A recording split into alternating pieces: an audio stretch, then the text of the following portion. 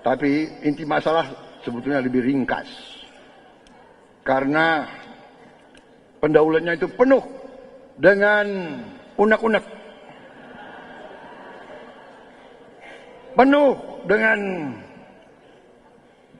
suatu perasaan dan harapan.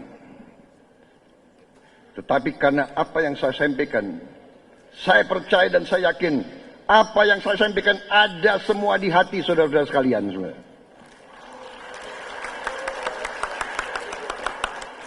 Kalian, maaf saya ditegur, jangan ngomong kalian. Kalian tidak sopan, kata kalian tidak sopan. Padahal saya ini biasa, karena itu kalian itu singkatan dari engkau sekalian. Disingkat kalian, ya kan? Karena kebiasaan saya ingin yang cepat daripada bertele-tele, ya kan? Tadi maaf tadi kalau saya bicara tadi yang terhormat, yang terhormat, yang terhormat, itu 15 menit sendiri. Ya. Padahal sudah disebut, 2 kali disebut, ya kan? Jadi saya nggak bersalah. Tapi kalau perlu saya bacakan lagi, nggak apa-apa. Gitu. Saya langsung, tadi benar yang disebut Profesor Nanat, kita, semua indikator, ya, dan semua pengamat dari kekayaan bangsa, dari segi luas wilayah, dari segi tanah dan air yang ada di Indonesia, kita dalam kurun waktu tidak lama lagi, sekitar 25 tahun lagi, tahun 2045, sekitar itu, kita akan menjadi negara dengan ekonomi keempat atau kelima terbesar di dunia. Jangan terlalu cepat tepuk tangan. Ini orang Indonesia ini ya, bangsa Indonesia ini terlalu baik.